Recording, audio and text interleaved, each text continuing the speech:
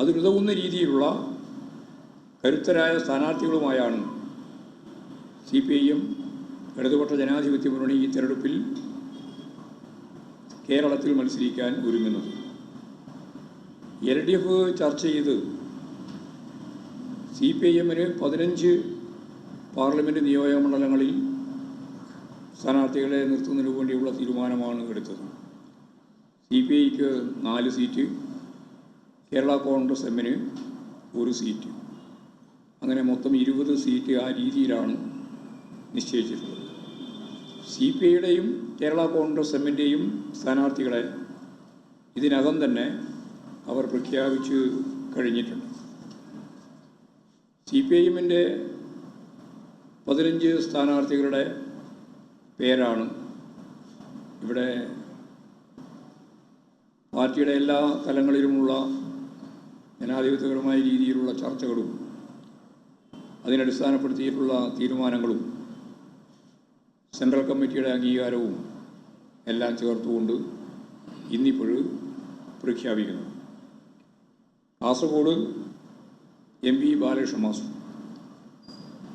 Kannur MP Jayarajan, Vadakara KK Shailaja teacher, Kozhikode Elamaram Kareem, Malappuram V Vaseef, Ponnani KS Hamsa, Palakkad A Vijayaraghavan, Alathur K Radhakrishnan, Chalakudy professor C Raveendran master, Ernakulam KJ Shiny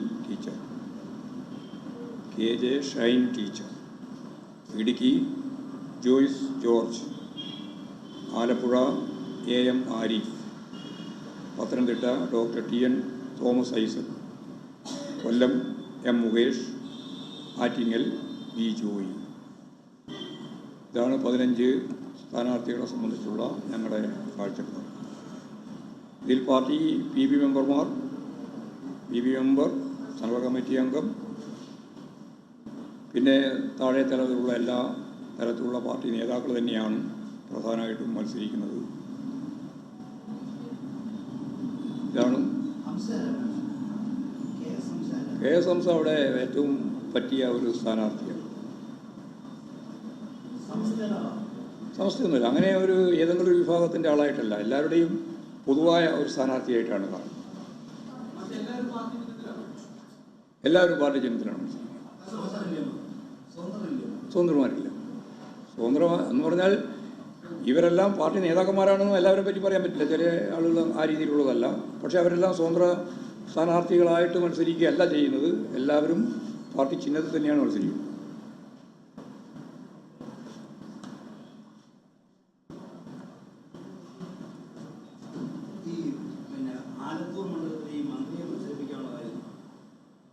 ഇത് അങ്ങനെ ഓരോ മണ്ഡലത്തിലും ഒരാളെ മത്സരിപ്പിക്കാൻ കൃത്യമായ എല്ലാറ്റിനും ഒരു കാര്യകാരണ നിയമമുണ്ട്.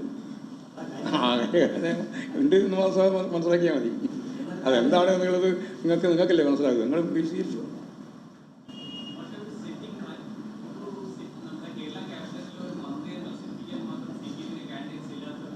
കാൻഡിഡേറ്റ് ഇല്ലാത്തതുകൊണ്ടല്ല, കാൻഡിഡേറ്റ് ഉള്ളതുകൊണ്ടല്ലേ മത്സരിപ്പിക്കുന്നത്. കാൻഡിഡേറ്റ് ഇല്ലെങ്കിൽ പിന്നെ ഞങ്ങളിങ്ങനെ പരിധി കണക്കില്ല ചെയ്യുക. ഇപ്പം കാൻഡിഡേറ്റ് ഉണ്ട് ഇഷ്ടംപോലെ മത്സരിക്കുക.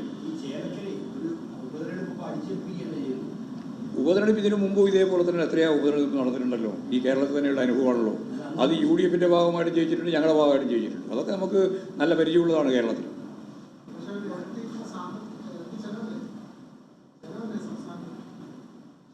തെരഞ്ഞെടുപ്പല്ല ആകെ തന്നെ ചിലവല്ലേ. ചിലവൊഴിവായിട്ട് എന്തെങ്കിലും നടക്കുമോ?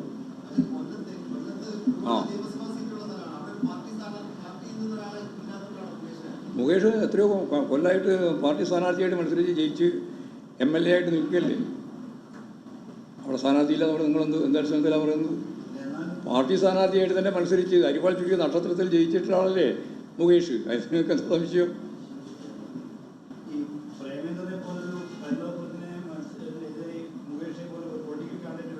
അല്ല, പൊളിറ്റിക്കൽ കാൻഡിഡേറ്റ് തന്നെയാണ്, അതിന് യാതൊരു സംശയമില്ല.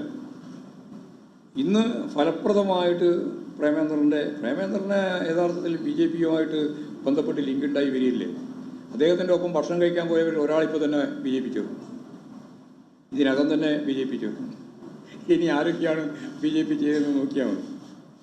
അതുകൊണ്ട് അതിലൊന്നും നിങ്ങൾക്ക് യാതൊരു ഭയം വേണ്ട. ഞങ്ങൾ നിർത്തിയിട്ടുള്ള സ്ഥാനാർത്ഥികളെല്ലാം ജയിക്കാൻ വേണ്ടി നിർത്തിയിട്ടുള്ള സ്ഥാനാർത്ഥികളാണ്.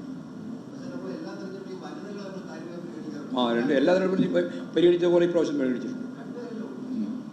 എല്ലാ തെരഞ്ഞെടുപ്പിലും പരിഗണിച്ചിട്ടുണ്ട് ഞങ്ങൾ പറഞ്ഞു. ഞാൻ അതാ പറഞ്ഞത്, എല്ലാ തെരഞ്ഞെടുപ്പിലും പരിഗണിച്ചതുപോലെ ഇപ്രാവശ്യവും പരിഗണിച്ചിട്ടുണ്ട്. യുവാക്കൾക്കും പ്രാധാന്യം കൊടുത്തിട്ടുണ്ട്. എല്ലാം ഇതിൻ്റെ ഈ ലിസ്റ്റ് വായിച്ച് നോക്കിയല്ലേ കൃത്യമായിട്ട് മനസ്സിലാക്കുക.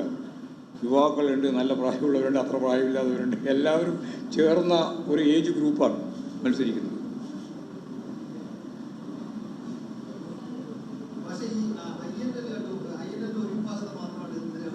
IL രണ്ട് ഭാഗവുമായിട്ടും യോജിച്ച് പോകാനാണ് ഞങ്ങൾ ഉദ്ദേശിക്കുന്നത്.